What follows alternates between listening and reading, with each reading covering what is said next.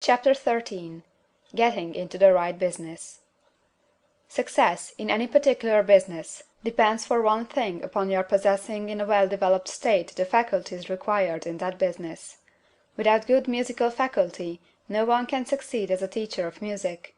Without well-developed mechanical faculties, no one can achieve great success in any of the mechanical trades. Without tact and the commercial faculties, no one can succeed in mercantile pursuits. But to possess in a well-developed state the faculties required in your particular vocation does not insure getting rich. There are musicians who have remarkable talent, and who yet remain poor. There are blacksmiths, carpenters, and so on who have excellent mechanical ability, but who do not get rich; and there are merchants with good faculties for dealing with men who nevertheless fail. The different faculties are tools. It is essential to have good tools, but it is also essential that the tools should be used in the right way. One man can take a sharp saw, a square, a good plane, and so on, and build a handsome article of furniture. Another man can take the same tools and set to work to duplicate the article, but his production will be a botch. He does not know how to use good tools in a successful way. The various faculties of your mind are the tools with which you must do the work which is to make you rich.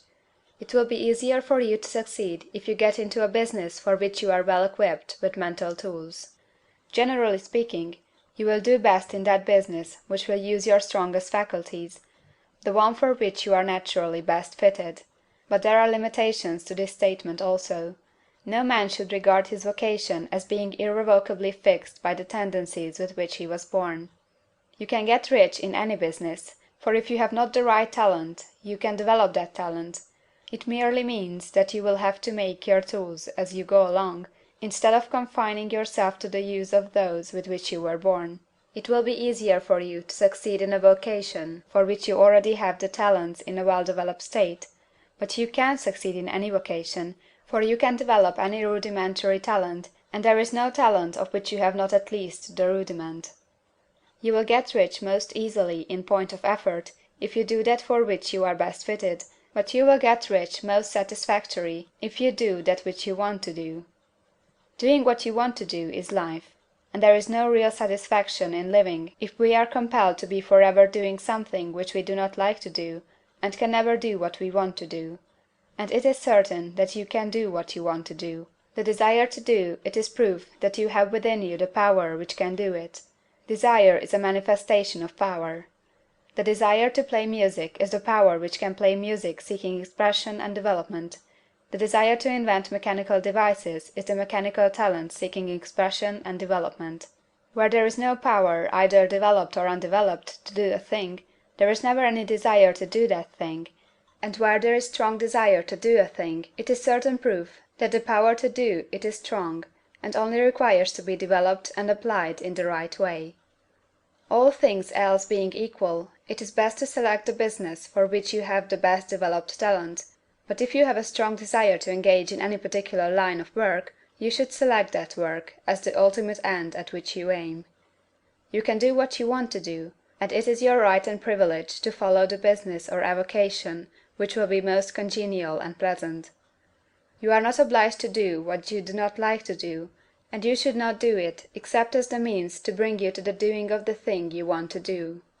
If there are past mistakes whose consequences have placed you in an undesirable business or environment, you may be obliged for some time to do what you do not like to do, but you can make the doing of it pleasant by knowing that it is making it possible for you to come to the doing of what you want to do. If you feel that you are not in the right vocation, do not act too hastily in trying to get into another one. The best way generally to change business or environment is by growth. Do not be afraid to make a sudden and radical change if the opportunity is presented, and you feel after careful consideration that it is the right opportunity; but never take sudden or radical action when you are in doubt as to the wisdom of doing so. There is never any hurry on the creative plane, and there is no lack of opportunity.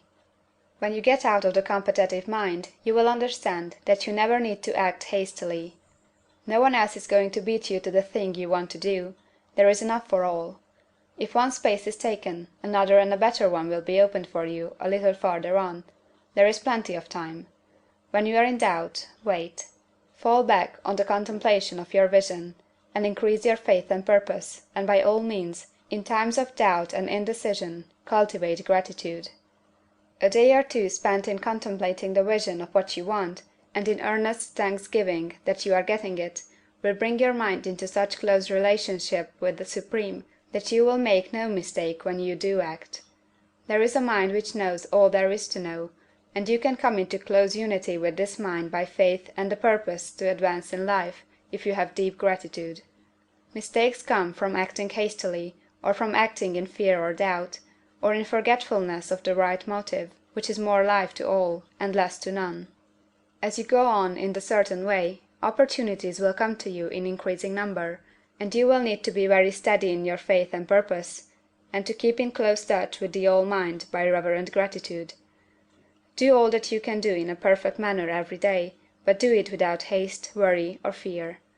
Go as fast as you can, but never hurry. Remember that in the moment you begin to hurry, you cease to be a creator and become a competitor.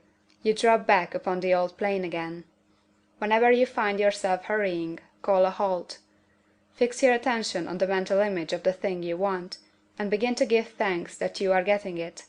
The exercise of gratitude will never fail to strengthen your faith and renew your purpose. End of chapter 13.